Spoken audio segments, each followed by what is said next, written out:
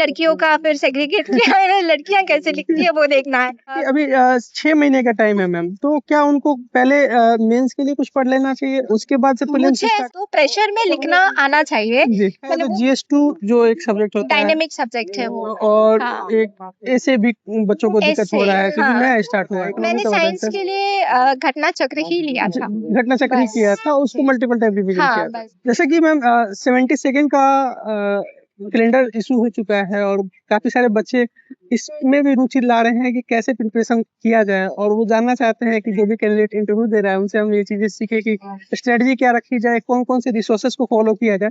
तो अगर आप इसमें कुछ गाइड करना चाहें मैम। रिसोर्सेस काफी फेमस है, हिस्ट्री, ज्योग्राफी, पॉलिटी, इकोनॉमी, काफी फेमस बुक्स है। लोग उसी को मतलब पढ़ते हैं बार बार। जैसे कि अभी 6 महीने का टाइम है मैम, तो क्या उनको पहले मेंस के लिए कुछ पढ़ लेना चाहिए, उसके बाद से प्रीलिम्स मुझे ऐसा लगता है, मतलब मेरा तो बहुत रैंडम सा ऐसा था, सबका अपना अपना स्ट्रेटेजी होता है। मेरा स्पेसिफिक ऐसा था कि मैंने प्रीलिम्स के वक्त थोड़ा सा मेंस का प्रिपरेशन चलता है, क्योंकि हिस्ट्री का जो सब्जेक्ट है वो हमें पता है, वो प्रीलिम्स में भी पढ़ते हैं, मेंस का ऑब्वियसली उसका एक जो स्टैटिक और करंट मिक्सअप हो जाता है ना, उसमें थोड़ा मुश्किल है। जैसे पॉलिटी और इकोनॉमी, उसमें हमें थोड़ा दिक्कत होता है।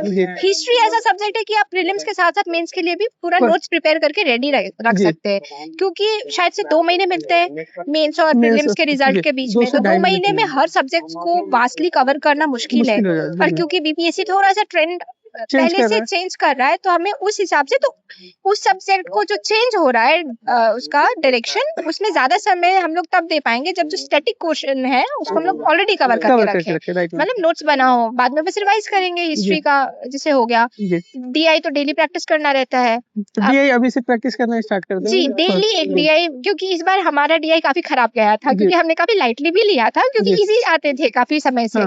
इस बार बहुत ज्यादा टाइम कंज्यूम हुआ। हाँ, बहुत खराब तो डीआई डेली एक करें और अच्छे से करें, मतलब वो ऐसे ही नहीं कि अरे इजी आएगा या कुछ ऐसे, ये भी इस बार इजी आ जाए। कर ले। हाँ, डेली एक प्रैक्टिस करें। एंड करंट अफेयर्स वो तो चलते रहता है। करंट अफेयर्स आप न्यूज़पेपर से? मैं न्यूज़पेपर नहीं पढ़ती थी, मैं मैगजीन्स वगैरह जो एक बुक्स आते हैं ना करंट अफेयर्स के लिए, इतना से इतना महीने तक, विजन आईएएस का हो गया, वो मंथली बेसिस या फिर जो भी कंफर्टेबल हो। अगर हो गया थिकनेस से डर लगता है तो कोई पतले से ही बुक देख ले, बट ओवरऑल जितने भी करंट अफेयर्स है, अगर बेसिक भी नॉलेज है, क्योंकि करंट अफेयर्स में मैंने देखा है वो जो आप पढ़ के जाएंगे वो बिल्कुल काम नहीं आएगा। वहाँ आपको लगेगा मैं क्या लिखूं, तो जो आपको पता है ना वही आप लिख के आओगे। ये तो मेंस के लिए हो गया मैम। जैसे कि अगर पीटी के लिए करना है तो पीटी के लिए बेसिक बुक्स को बार बार पढ़ना है। आप बुक्स जो भी है आप बता सकते हैं। स्पेक्ट्रम मॉडर्न इंडिया के लिए पढ़ा था। एग्जैक्टली मुझे बुक के नाम भी याद नहीं है, to be true. Modern history के लिए स्पेक्ट्रम पढ़ा था मैंने, काफी बार पढ़ा था। उसके पॉलिटी मेडिवल के लिए कुछ? मेडाइवल मेरा काफी वीक है, तो मैंने उसको छोड़ दिया। मतलब मेरा मोटिव ये था कि अगर क्वेश्चन क्योंकि नेगेटिव मार्किंग है जहाँ से आ रहे हैं वहाँ उसको कवर कर लें। नहीं, मुझे मेमोराइज करने में काफी डिफिकल्ट होता है, मेडाइवल मेरे बस का बात नहीं है, तो मैंने डिसाइड कर रखा था कि अगर क्वेश्चंस आते भी है प्रीलिम्स में, मैं उसको अटेम्प्ट नहीं करूंगी। एकदम रिस्क नहीं लेना है, नेगेटिव नहीं जाना है, तो मैंने मेडाइवल अटेम्प्ट किया ही नहीं। हाँ, और मॉडर्न के लिए आपने स्पेक्ट्रम पढ़ा। और एंशिएंट क्योंकि कंपैरेटिवली मेडाइवल से इजी है, तो उसका कोई एक बुक है, आर एस शर्मा है शायद, वो वाला किया था। पॉलिटी के लिए लक्ष्मीकांत कवर किया था। इकोनॉमिक्स का मैंने खुद से पढ़ाई किया था, मृणाल सर का एक वीडियो है। हाँ, तो मैंने उनको, काफी टाइम लगता है बट वो अच्छे से समझा देते हैं। एंड एक और सर है जिनका केजीएस में पढ़ाते हैं शायद, एक कोई टीचर है, उनका भी मैंने मिक्सअप था, मतलब इकोनॉमिक्स भी मिक्स था। और हाँ, करंट अफेयर्स के लिए मैंने बुक लिया था, जैसे स्पीडी हो गया, एडिटोरिया का। जो एक बुक कंफर्टेबल हो, वो 50 सोर्सेस के पीछे नहीं भागना है, कोई एक करंट अफेयर्स का बुक उठाइए और उसको पढ़ना है। सिर्फ इतने जितने आपने बताया इसको करना है, और इसी को पढ़ना है, बार पढ़ना है, मल्टीपल रिवीजन करना है, और PYQ को लगाना है। PYQ तो बिल्कुल लगाना है, मैंने घटना चक्र भी लगाया था। तो घटना चक्र में जैसे कि साइंस का एक पोर्शन होता है और दूसरा घटना चक्र मैंने ऑलमोस्ट, क्योंकि मेरे पास काफी टाइम थे तो मैंने डेली बैठ के कुछ कुछ मेरे टारगेट्स पेजेस से डिसाइड होते हैं कि मैं 40 पेज का सॉल्व करूंगी, सब अच्छा 40 या 50 डिपेंडिंग अपॉन द टाइम मैं उसको जी, फिक्स जी, करती थी और जी, घटना चक्र लगाती थी। उससे काफी क्वेश्चंस नहीं भी लगते थे तो वहाँ के आंसर देख के फिर उसको याद भी कर लेती थी, अच्छा और उसको भी मैंने 3-4 बार किया था। अच्छा घटना चक्र मतलब को, टाइम थे शायद उस समय एग्जाम पोस्टपोन हो रहे थे हमारे, तो शायद इस वजह से 78 आपको वाले। टाइम परमिट हो हाँ, गया तो था। मैंने काफी तो रिवाइज ज्यादा किया है कौन कौन कम से सब्जेक्ट के सोर्सेस लिए को। घटना चक्र को कर लेना चाहिए? जैसे कि एक तो वो साइंस ना है, क्या है कि घटना चक्र का मेन हिस्ट्री मोटिव आपसे सीखना नहीं है, मतलब आंसर नहीं लगाना है, उसे सीखना है जी, कि कुछ नए क्वेश्चंस आ जाएं, तो बस उसमें इसीलिए मैं उसको करती कैसे हूँ। हाँ, टैकल क्योंकि करना? साइंस में 30 क्वेश्चंस आते थे, अब कहाँ कहाँ से बुक जी, पढ़ेंगे। उससे अच्छा है कि जो बुकलेट है ना क्वेश्चन, उसको उठाएं और वहां से एक क्वेश्चन में 4 और क्वेश्चंस के आंसर मिल साइंस के लिए जाते हैं। आपने क्या, जैसे कि आपने हिस्ट्री का बताया, आपने हाँ पॉलिटी हाँ, का बताया, मैंने इकोनॉमिक्स का बताया साइंस सर, के लिए घटना चक्र ही लिया था घटना चक्र ही बस। किया था, उसको मल्टीपल टाइम रिवीजन हाँ किया था। बस, जी और क्योंकि मेरा साइंस बैकग्राउंड था तो उतना मेरे लिए मुश्किल नहीं था, जी एक बार लगाया था साइंस का हो गया था मेरा। अच्छा। और इसके अलावा कोई और, जैसे कि इसके अलावा तो आई थिंक मैं इसके अलावा कुछ नहीं पढ़ी थी, मैं पर्सनली नहीं पढ़ी थी। जी मैंने एक करंट अफेयर्स का बुकलेट ले लिया था जो ईयरली था, हम्म, वो भी लास्ट में मैंने उठाया था। 1-2 महीने पहले जब और ओके मेरा मेन फोकस था कि जो स्टैटिक क्वेश्चंस आते हैं वो गलत ना हो, अच्छा मेरा मेन मोटिव वो था। और जी उसमें भी मैं एलिमिनेट करी कि मेडाइवल मैं नहीं कर सकती हूँ तो मैं नहीं पढ़ूंगी, नहीं पढ़ा पढ़ूंगी ही नहीं, तो क्योंकि कंफ्यूजन तब टाइम आता है जब आधा अधूरा नॉलेज हो जाए। जी बिल्कुल तो सही मैंने बात पढ़ा ही नहीं उसको, तो मैंने आंसर भी छोड़ा है उसका।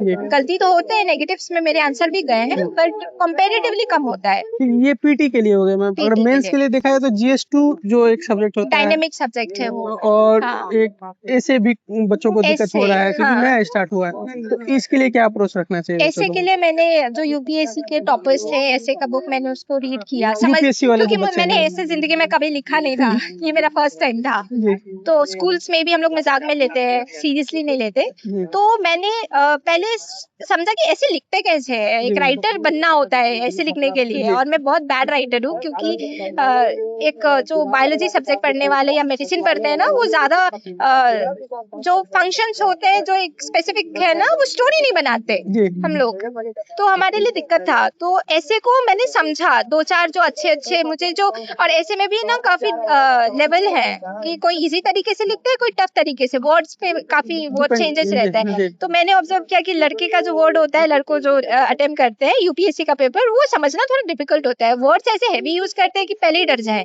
तो मैंने लड़कियों का फिर सेग्रीगेट किया, मैंने लड़कियां कैसे लिखती है वो देखना है। फिर मैंने लड़कियां का देखा, उनका समझ में आता है, इजी फॉर्म ऑफ राइटिंग है। जी तो फिर मैंने धीरे धीरे उसको समझा कि ऐसे को एक्चुअली मोटिव ये है कि जो टॉपिक है उस पे आप कितना लंबा बात कर सकते हैं। Language doesn't matter at all कि आपको हैवी वर्ड्स आते हैं नहीं आते हैं, बस एक मल्टी डाइवर्सिफिकेशन, मतलब मल्टी वे में एनवायरनमेंट, इकोनॉमिक, हालांकि जो हेल्थ, ऐसे हर होता है उसके लिए पर्सपेक्टिव से। यही होता है कि जितना सहज भाषा का आप हाँ, उपयोग करें उतना जितना अच्छा सिंपल करेंगे उतना हमारे लिए भी इजी होगा, और जो हमारा कॉपी एग्जाम चेक करेंगे उनके लिए भी इजी इजी होगा। होगा। तो मेरा मोटिव बस ये था। और आपने आंसर जो भी टॉपर्स की कॉपी है उनसे आपने हाँ, मैंने उनसे हेल्प ली ऐसे थी। हाँ, और इसके अलावा और जो जीएस2 जो आपने बताया कि काफी जीएस टू तो इस बार काफी मुझे टफ लगा था, क्योंकि करंट अफेयर्स मैंने जो सोच के गई थी वो आया नहीं। जी हाँ, UCC one nation one election वो पॉलिटिक्स में आया था, पॉलिटी में, जी बट करंट अफेयर्स इसमें पेपर 1 में आता है करंट अफेयर शायद से, है ना?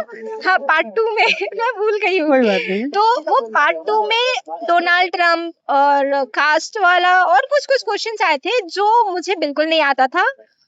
और वहां पे मैंने इसीलिए बोला कि वहां पे वो आप लिख के आओगे जो आप सोचते हो, जो आप समझते हो। जी तो वो डोनाल्ड ट्रम्प, अंडरस्टैंडिंग हाँ, यूएस का मैं प्रिपेयर करके कुछ और गई थी, आ कुछ और गया।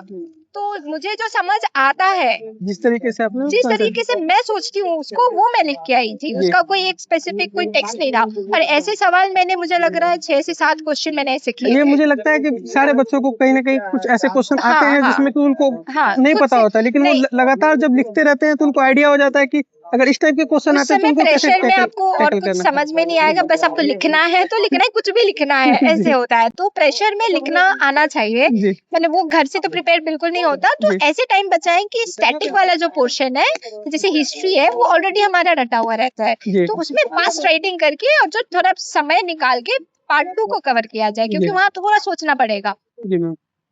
बस इतना ही है। Thank you so much ma'am, आपने जो भी इंफॉर्मेशन दिया इससे बहुत सारे बच्चे जो 72nd का पीटी दे रहे हैं या 71st का मेंस दे रहे हैं उनको काफी हेल्प मिलेगा। और ऐसे ही वीडियो देखने के लिए मेरे चैनल को सब्सक्राइब कीजिए और जो भी आपका क्वेश्चन है आप उसको कमेंट कीजिए, मैं आगे जो भी इंटरव्यू वाले बच्चे होंगे उनसे मैं पूछूंगा और आप तक पहुंचाऊंगा। Thank you so much, thank you, all the best ma'am, thank you so much ma'am, Thank you. Thank you.